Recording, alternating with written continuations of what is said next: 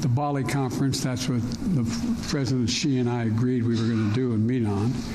And then this silly balloon that was carrying 2 freight cars worth of spine equipment was flying over the United States, and it got shot down.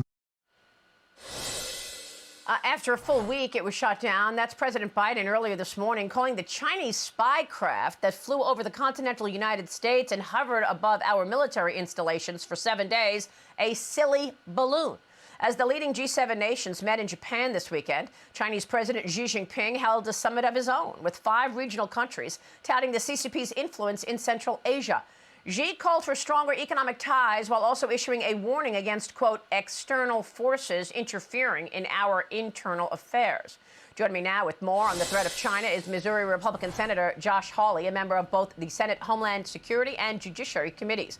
Senator Hawley is also the author of a new book, Manhood, the Masculine Virtues America Needs, in the face of Democrats pushing transgenderism and gender identity teachings in schools to young children.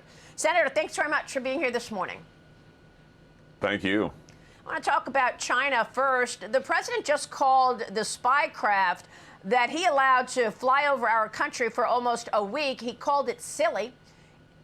Wasn't it sending news and images and information from our military sites back to Beijing in real time? Is that silly?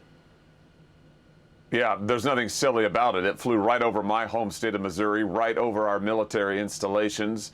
By the way, the administration lied to Congress and said it wasn't transmitting any information back to Beijing. Oh, now we know it was. It sure as heck was. And what did Joe Biden do about it? Nothing. Biden could have shot it down before it got to the continental United States, before it got to Alaska. He didn't do it. Marie, as far as I can tell, his whole policy is to make China rich, America poor, to make us more dependent on the Chinese, whether it's for solar panels or electric batteries or whatever it may be, critical supplies.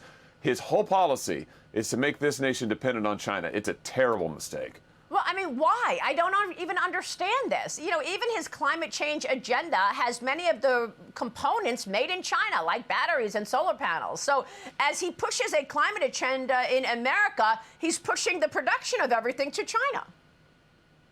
Absolutely. Sending jobs to China. The entire Green New Deal is all about making us dependent on China. It is making us dependent on their solar panels. It's making us dependent on their production lines. We've lost almost 4 million jobs to China, Maria, in the last 2 decades, 60,000 in the state of Missouri, and Joe Biden wants to make China richer. We need to go in the opposite direction. We need to put tariffs on China. We need to bring jobs back to the United States, good paying blue collar jobs, and we need to secure our critical supply chains in this country. Well, I seem to remember a couple of weeks ago, the White House was leaking information, it appeared to me, that the president was going to announce limitations for American investors investing in China.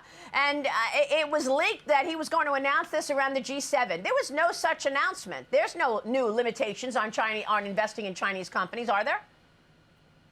No, not that I'm aware of. All this administration has done is make it easier for China to take our money, to take our cash, to take our jobs, and that's what they're doing. I mean, they are doing it right in front of our eyes, and now Joe Biden can't even deal with the serious national security threats that China poses, let alone the economic threat that he is giving to China, that he's allowing China to strengthen itself, again, giving away our jobs. It's absolutely insane, Maria. We have got to switch course and make America strong. America should be getting richer and China poorer, not the other way around. Well, how are you going to do it? You're an elected official. What can you do about it? And what about the most favored trade nation status that China has? We've got a deficit on trade with China, a big one.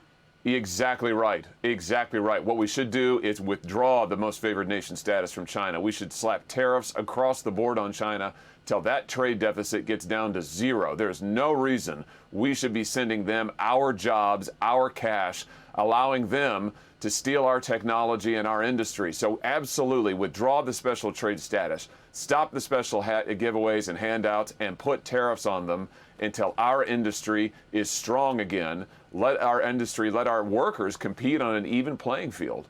Well, what about this memorandum of understanding that Joe Biden signed back in 2013, allowing hundreds of Chinese companies to trade on U.S. exchanges and not even follow auditing rules? Is that not allowing American investors to fund the expansion of our number one adversary, Communist China? It's exactly what it is. And you look at what China's doing and what the trade deficit represents, Maria, and I'm so glad you brought it up because nobody wants to talk about it in D.C.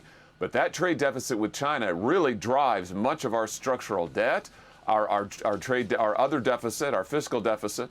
And what it really is China taking our investment, taking our cash. And what's that mean? It means that the American middle class is funding the development of China's military, is funding Chinese industry, is funding them stealing our jobs. Why are we letting this happen? We should be putting sanctions, tariffs on the Chinese economy right now.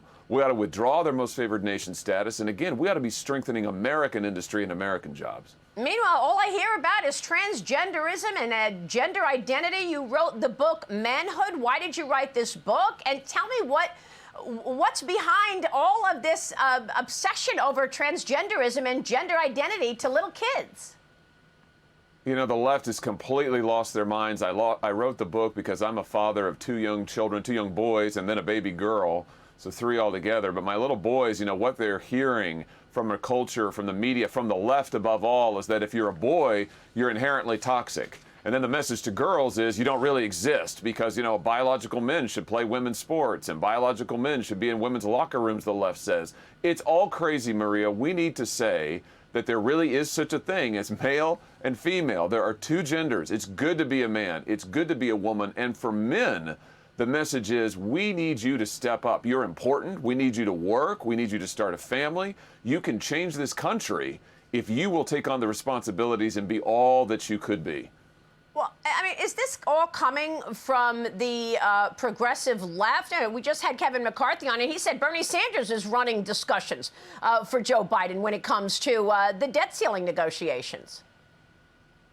The progressive left, the radical left, is totally in control of this administration.